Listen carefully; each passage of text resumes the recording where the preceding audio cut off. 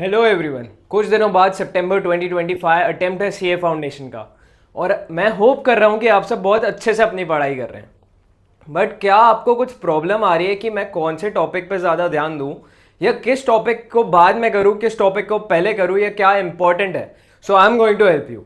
सो देखो, important topic की एक लिस्ट लाया हूँ मैं। सबसे पहले लॉजिकल रीजनिंग, ये आता है 20 मार्क्स का। 4 चैप्टर्स हैं, चारों बहुत इजी हैं। यहाँ पे आप 15 से 20 मार्क्स बहुत इजीली स्कोर कर सकते हो। एक है ब्लड रिलेशन। तो ब्लड रिलेशन में ना कुछ बेसिक क्वेश्चंस ही आते हैं। एक होता है क्या, बेसिकली एक डायरेक्ट रिलेशन होगा, ये इसकी मदर है, वो इसके फादर हैं, और आखिरी में बता देंगे ए और बी का क्या रिलेशन है, ये बता दो।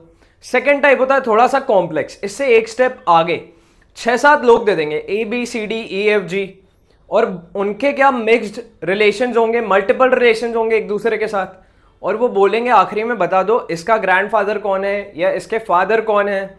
तो उसके लिए आपको स्टेप बाय स्टेप डिडक्शन और फैमिली ट्री अच्छे से ड्रॉ करना आना चाहिए। तो उसके लिए लगती है प्रैक्टिस। और फिर होता है pointing to a lady in a photograph या pointing to a man, he said, और वो इंट्रोडक्शन बेस्ड होते हैं। उसके लिए भी आपको properly line by line read करके समझना पड़ेगा कि क्या बोला जा रहा है। तो बेसिकली यही 3 क्वेश्चंस दिखेंगे आपको ब्लड रिलेशन से। सेकेंड चीज है number series, coding decoding and odd man out series. तो नंबर सीरीज और ऑड मैन आउट सीरीज की जब बात कर रहे हैं, उन्हें एक सीरीज दे रखी है, उसमें एक पैटर्न फाइंड करना है, और ऑड मैन आउट सीरीज में हमें पैटर्न ढूंढने के साथ एक एलिमेंट गलत होगा उसे ढूंढना है। तो ये ज्यादा डिफिकल्ट नहीं होता है। कुछ हो सकता है वो क्वेश्चन एक आध दो अड़ा दें जो आपको दिक्कत दे सकते हैं, बट यहां से तो सारे बन जाएंगे। कोडिंग डिकोडिंग के लिए भी ज्यादा कुछ नहीं होता है, सिर्फ आपको प्रैक्टिस करनी है, प्रैक्टिस से कोडिंग डिकोडिंग भी हो जाएगा। फिर डायरेक्शन सेंस टेस्ट और सीटिंग अरेंजमेंट, यहां पे भी मेन यही है। डायरेक्शन सेंस टेस्ट तो बहुत इजी है, आपको बस 4 डायरेक्शंस पता होनी चाहिए, नॉर्थ साउथ ईस्ट वेस्ट, और जो स्टेप बाय स्टेप क्वेश्चन में बोला जा रहा है प्रॉपरली फॉलो करो, आपका आंसर गारंटीड आएगा। फिर सीटिंग अरेंजमेंट में भी डायरेक्शन सेंस के टेस्ट के बाद प्रैक्टिस करना उसकी, क्योंकि कई बार बोल देते हैं कि इसके नॉर्थ में बैठा है, इसके वेस्ट में बैठा है।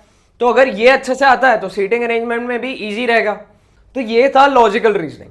अब बात आती है बिजनेस मैथमेटिक्स की। तो इसमें से मैथमेटिक्स ऑफ फाइनेंस सबसे इंपॉर्टेंट है। क्यों? क्योंकि हर बार पिछले 7-8 सालों का अगर आप ट्रेंड देखोगे तो सीए फाउंडेशन में अराउंड ऑन एन एवरेज देखोगे तो 14 मार्क का पूछा ही गया है, और इस बार भी 14 to 15 मार्क्स का देखने को मिलेगा। उसके बाद रेशियो, प्रोपोर्शन, इंडाइसेस, लॉगरिथम।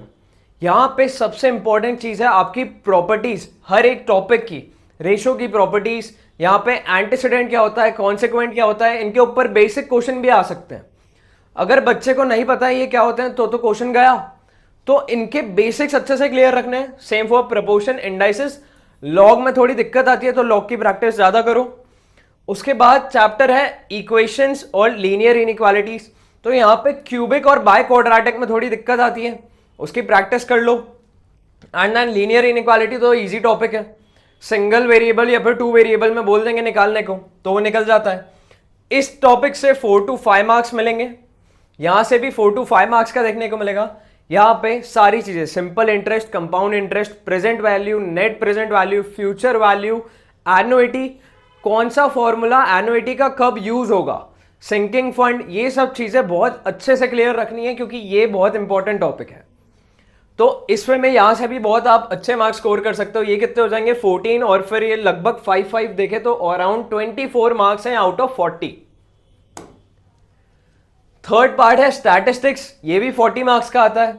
उसमें measure of central tendency and dispersion, statistical representation of data और सैंपलिंग, ये 3 मिला के आपको 20 मार्क्स देंगे। ओके, तो ये 3 बहुत अच्छे से क्लियर कर रखना है। इनके बारे में जो भी इन डेप्थ आप पूरी ICI module, previous year paper, MTPs, RTPs, जहां से जितना प्रैक्टिस कर सकते हो करो, ये बहुत इंपॉर्टेंट है स्टैटिस्टिक्स में। उसके बाद टॉपिक है प्रोबेबिलिटी, जिससे आएंगे 4 to 5 मार्क्स। तो यहां पे भी आप अराउंड 25 मार्क्स हो जाते हैं। यहां के 25 मार्क्स, इधर के लगभग 25 मार्क्स, और यहां पे 20 मार्क्स, ये हो जाते हैं 70 मार्क्स। तो इसमें से 40 स्कोर करना is not a big deal. अगर आपने ये टॉपिक अच्छे से कर लिए और आपके पास फिर भी टाइम बच रहा है, so you can go for the remaining chapters, जैसे सीरीज एंड सीक्वेंस हो गया, और बाकी के जो भी चैप्टर्स बच रहे हैं जिनके बारे में आप ज़्यादा नॉलेज रखते हो, तो उनकी प्रैक्टिस भी कर लो। अब टिप्स फॉर एग्जाम में सारी चीज़ें, एडमिट कार्ड, अपनी स्केल, पेंसिल, रबर, जो आपको लेके जाना है खुद लेके जाना।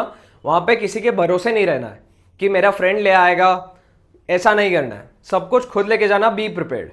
उसके अलावा जो क्वेश्चन आते हैं सबसे पहले उनको करो, ऐसा नहीं करना है कि 1 2 3 लाइन से ही चल रहे हैं। जो भी पहले आ रहा है उसको करो, जो नहीं आ रहा है उसे स्किप करो, और OMR शीट फिल करने की प्रैक्टिस अभी से कर लो। आपको अभी से प्रैक्टिस रहेगी, वहां पे अगर एक भी एरर हो गई तो OMR शीट आपको वापस नहीं मिलती है। So be prepared, stay tuned, thank you everyone.